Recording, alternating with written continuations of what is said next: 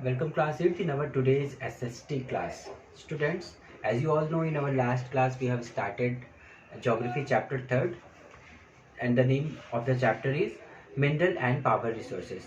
In this chapter we have discussed about the mineral. हमने समझा what are minerals, what are the type of minerals and what are the methods to mine minerals, है ना, किस तरीके से minerals को निकाला जाता है, इन methods को भी हमने समझा.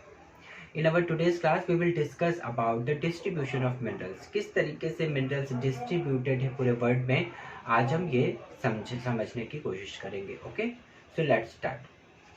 स्टूडेंट्स, जैसे कि हम सभी जानते हैं, हम लोगों ने पढ़ा कि हमारा जो मिनरल होते हैं वो रॉक्स में पाए जाते हैं, है ना. रॉक्स ही ऐसे एक तरीके से एक रॉक एक ऐसा मटेरियल होता है जिसके अंदर से हमें मिनरल्स निकालने होते हैं. वो आयरन, उसमें मिनरल ओर होते हैं, उसमें आयरन ओर होते हैं, जिसमें मेटालिक और नॉन मेटालिक हर तरीके के मिनरल्स बहुत ही अच्छे तरीके से निकाले जा सकते हैं, है ना.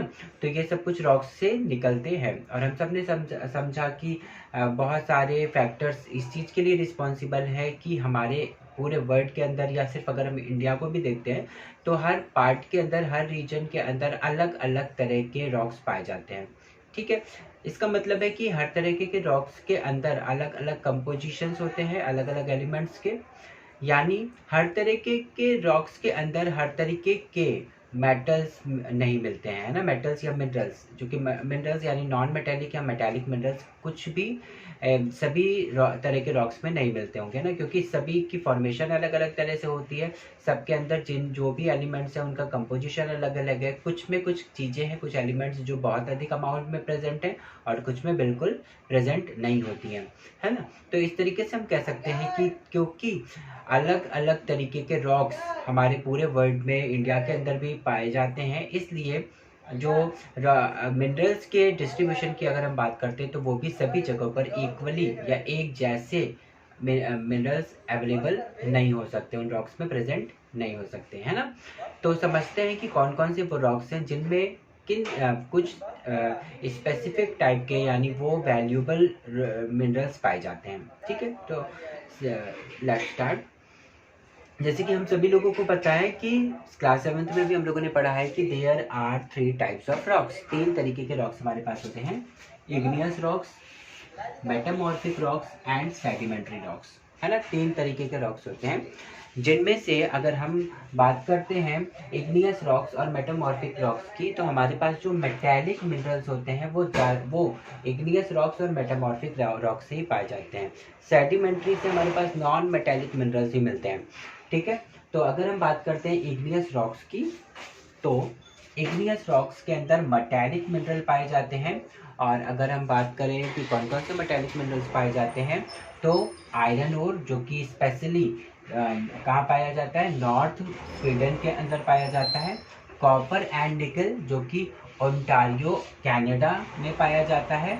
और आयरन, निकल, क्रोमाइट, प्लेटिनम जैसी कुछ जो मिनरल्स हैं, कुछ मेटालिक मिनरल्स हैं, वो साउथ अफ्रीका में पाया जाता है. ठीक है, तो इसका मतलब क्या है कि इसका मतलब है कि ये वो जो एरियाज, जिन कंट्रीज की बात की जा रही है, जिन जगहों की बात की जा रही है, वहाँ पर कौन से टाइप के रॉक्स पाए जाते हैं, वहाँ पर इग्नियस और मेटामॉर्फिक रॉक्स पाए जाते हैं, क्योंकि इग्नियस और मेटामॉर्फिक रॉक्स के अंदर ही मेटालिक मिनरल्स मिलते हैं हमको. ठीक है, इसके अलावा जब हम नेक्स्ट जो हमारा थर्ड टाइप ऑफ रॉक होता है वो है सेडिमेंट्री रॉक्स. सेडिमेंट्री रॉक्स के अंदर हमारे मेटालिक मिनरल्स हमें नहीं मिलते हैं. सेडिमेंट्री के अंदर हमेशा नॉन मेटालिक मिनरल्स ही मिलते हैं, क्योंकि हम सब ने रॉक फॉर्मेशन के टाइम पढ़ा हुआ है क्लास 7th में भी कि सेडिमेंट्री रॉक्स किस तरीके से फॉर्म होते हैं. ये तो जो डिपॉजिट्स हमारे रिवर्स लेकर आते हैं, जो हिली एरिया से, माउंटेन से बहुत सारे डिपॉजिट्स लेकर आते हैं, ड्रेन आउट करके हमारी नदियाँ लाती हैं, उन्हीं से बनकर सेडिमेंट्री रॉक्स तैयार होता है ना. तो वो सेडिमेंट्री रॉक्स जो कि जिसके अंदर बहुत सारे मिनरल्स होते हैं, और वो मिनरल कौन से मिनरल होते हैं, वो नॉन मेटेलिक मिनरल्स होते हैं. तो अगर नॉन मेटेलिक की बात करते हैं तो इनके अंदर लाइम स्टोन, जो कि बहुत ज़्यादा वैल्यूएबल होता है, ये पाया जाता है कॉस्कैसस कंट्री के अंदर. इसी तरीके से मैग्नीज, जो कि बहुत ज़्यादा इंपॉर्टेंट हमारे लिए है, कमर्शियली भी हम बहुत सारी चीज़ों में मैग्नीज को यूज़ भी करते हैं, हमारी डेली लाइफ में भी. ये पाया जाता है जॉर्जिया में, यूक्रेन में. इसके अलावा फॉस्फेट जो है वो अल्जीरिया में पाया जाता है। इसके अलावा हम सब ने सुना हुआ है कोल और पेट्रोलियम जैसे कुछ फ्यूल्स भी होते हैं ना, जो जिनसे हम पावर भी जनरेट करते हैं। ये कहाँ पर पाया जाता है? ये भी हमारे सेडिमेंट्री रॉक्स में पाया जाता है। तो याद रखेंगे इन प्लेसेस के नेम्स भी, और जब कभी भी क्वेश्चन पूछता है कि सेडिमेंट्री रॉक्स कहाँ कहाँ पर पाए जाते हैं तो हम आसानी से इन प्लेसेस के नाम बता सकते हैं। और अगर इसी क्वेश्चन को दूसरे तरीके से पूछ लेता है कि नॉन मेटेलिक मिनरल्स कहाँ कहाँ पर पाए जाते हैं, तो भी हम इन प्लेसेस को ही लिख सकते हैं ना, क्योंकि सेडिमेंट्री रॉक्स में ही नॉन मेटेलिक मिनरल्स पाए जाते हैं। तो अगर इन प्लेसेस को हम तैयार कर लेते हैं, इनके नेम हमें याद हो जाते हैं, तो हम आसानी से कई क्वेश्चंस के आंसर्स लिख सकते हैं। ठीक है, तो ये मेटेलिक और नॉन मेटेलिक मिनरल्स का डिस्ट्रीब्यूशन है हमारे वर्ल्ड के अंदर। इसके अलावा क्लास अगर हम समझने की कोशिश करें कॉन्टिनेंट वाइज, क्योंकि हम लोग वर्ल्ड के बारे में जान रहे हैं, यहाँ पर वर्ल्ड में किस तरीके से डिस्ट्रीब्यूशन है मिनरल्स का, तो हम अगर एशिया की बात कर लें जो कि लार्जेस्ट कॉन्टिनेंट है हमारा वर्ल्ड का, तो वहाँ पर अगर हम देख लें कि वहाँ कौन कौन से मिनरल्स पाए जाते हैं, है ना। तो आओ देखते हैं। अगर हम एशिया की बात करते हैं तो एशिया के अंदर 2 कंट्रीज़ हैं जो बहुत ही ज़्यादा रिच हैं, जहाँ पर बहुत ज़्यादा लार्ज अमाउंट में हमारे पास आयरन ओर अवेलेबल है। और वो कंट्रीज़ हमारी एशिया की कौन सी कंट्रीज़ हैं? वो है चाइना, जो कि हमारा नेबरिंग कंट्री है, और हमारी कंट्री इंडिया। ठीक है, तो हमारी कंट्री इंडिया और चाइना ये क्या है, बहुत हाई रिच अमाउंट में यहाँ पर क्या है, आयरन ओर्स अवेलेबल हैं। एशिया के अंदर ही हमारे कुछ ऐसी भी कंट्रीज़ हैं जहाँ पर कुछ दूसरे भी मिनरल्स पाए जाते हैं। जैसे एशिया में ही हमारे चाइना, मलेशिया, इंडोनेशिया, ये जो कंट्रीज़ हैं ये लार्जेस्ट 3 प्रोड्यूसर्स कंट्री हैं। ठीक है, इनके अंदर इन 3 कंट्रीज़ के अंदर, जो कि एशिया के अंदर ये कंट्रीज़ हैं, यहाँ पर सबसे लार्जेस्ट अमाउंट पे टीन का प्रोडक्शन होता है। टीन हमारे लिए बहुत ज़्यादा वैल्यूबल है, बहुत ज़्यादा अलग अलग तरीक़ों से हम टीन को यूज़ करते हैं।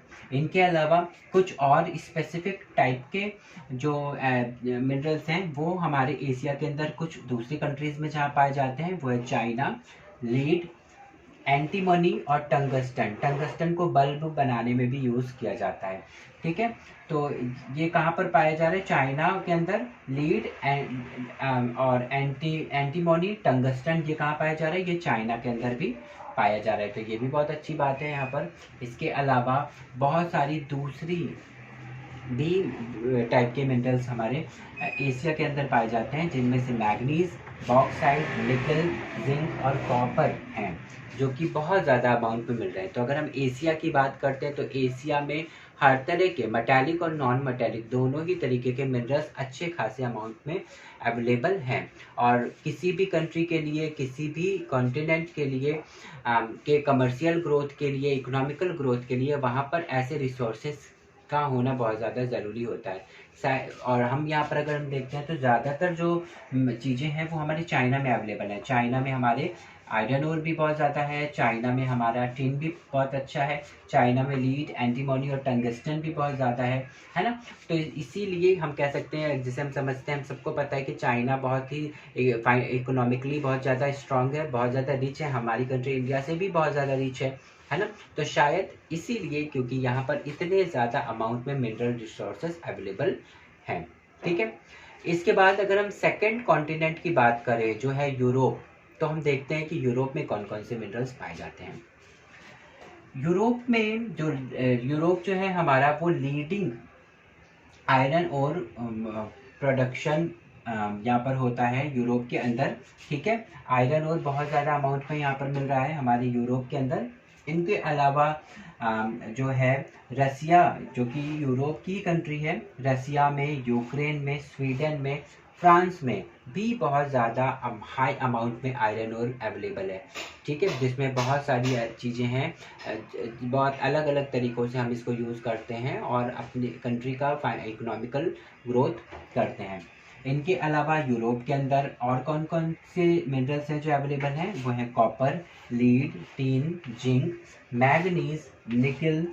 और इसके ये सब कुछ कहाँ पर अवेलेबल है? ये हमारे ईस्टर्न यूरोप में और ईस्टर्न रसिया के अंदर अवेलेबल है। तो इस तरीके से हम पाते हैं कि यूरोप के अंदर भी बहुत ज़्यादा अमाउंट में मिनरल्स हैं और जो हमारे यूरोप को भी इकोनॉमिकली ग्रोथ कराने में बहुत ज़्यादा हेल्प करता है। तो इस तरीके से क्लास अभी हमारे पास तो और भी कॉन्टिनेंट्स बच रहे हैं, उनके बारे में भी हम समझेंगे कि वहाँ पर कौन कौन से मिनरल्स, मेटेलिक और नॉन मेटेलिक मिनरल्स हैं जो अवेलेबल हैं और किस तरीके से वो हेल्प कर रहा है हमारे इन कॉन्टिनेंट्स को इकोनॉमिकली ग्रोथ लाने में। ठीक है, तो वो हम हमारे नेक्स्ट क्लास में देखेंगे और साथ ही साथ हमारे नेक्स्ट क्लास में हम समझेंगे यूजेस ऑफ मिनरल्स, किस तरीके से मिनरल्स को यूज़ किया जाता है, why minerals are important for economic growth and साथ ही साथ हम देखेंगे how can we conserve mineral resources, क्योंकि हम सबको पता है कि हर तरीके की चीज़ें जो हमारे यूज़ में आ रही हैं